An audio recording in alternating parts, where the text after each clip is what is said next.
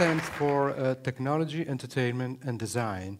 And this is actually a good way of resuming what a city should be a synthesis of these three things. This is arguably what happened in the past, but this is not what is happening now. Now cities, they lay in a state of crisis. One of the aspects of the three having taken over.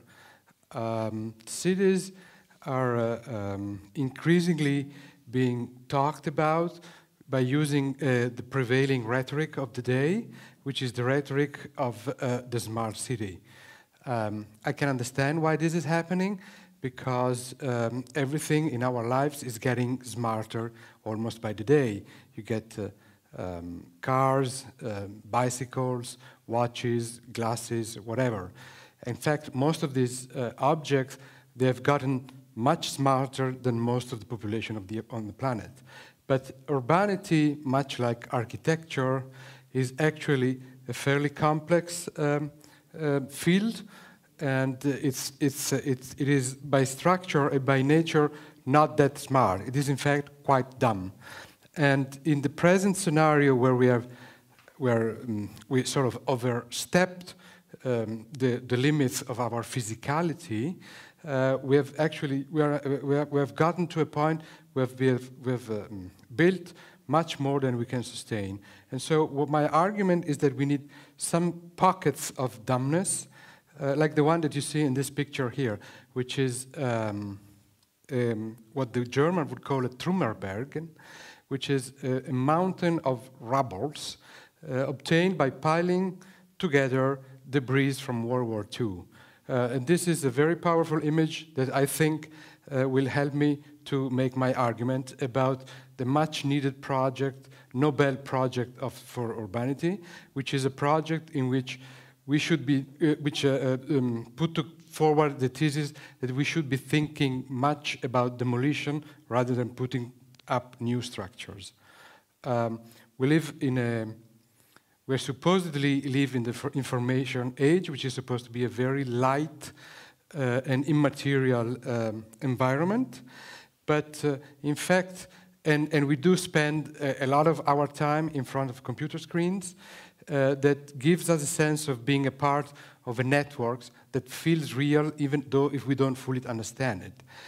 The problem is that when we leave, we step away from the screen and we get out of our workplace, an increasing percentage of the world population is confronted with something like this, or like this, or like this.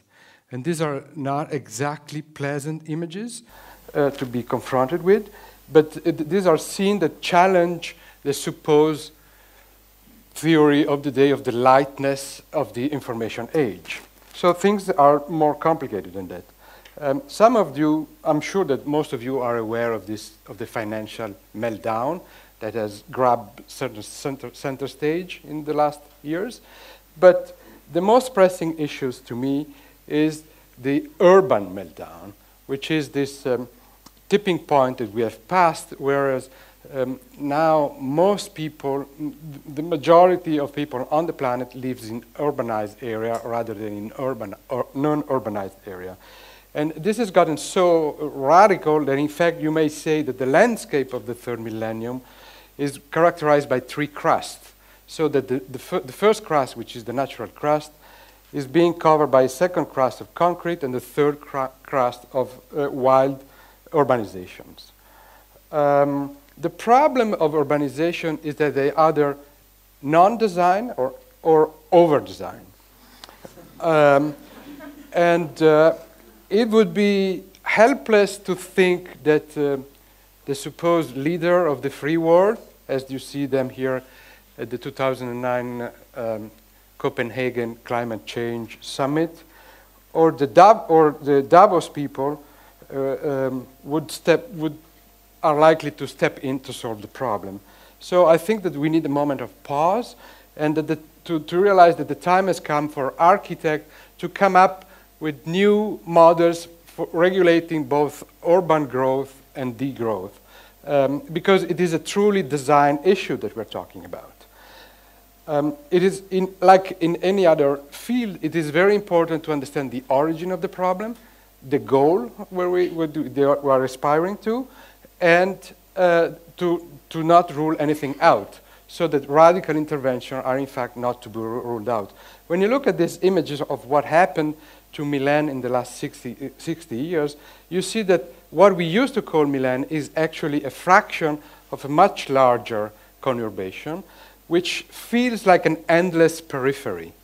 And this is exactly the problem, because you have this impossible contrast between an endless periphery, void, deprived of any function, and the center where all the functions are based.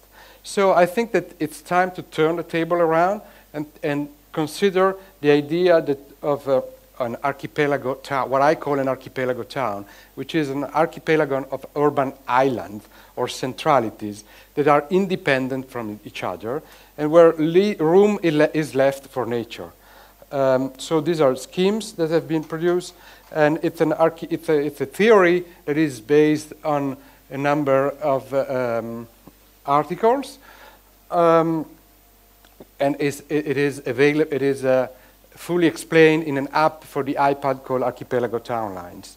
It is a theory that suggests that this sort of town, an imperfect realization of this town already exists, and it's called Berlin. Berlin is, in fact, exactly that. It's not a conurbation of 3.5 million cities, a conurbation of 3.5 million dwellers, but it is a collection of 12 different towns of 300,000 people. It is based on very simple ratios, and they actually suggest that what matters is the size of the town, the fact that this town can be walkable, that there has to be a certain amount of open space for each dweller. It's a model that has an archetype, which is the urbanity that one can see in Venice before it became Venice, which is to say before the year 1000. But if you want to know more about that, then you're going to have to purchase the app.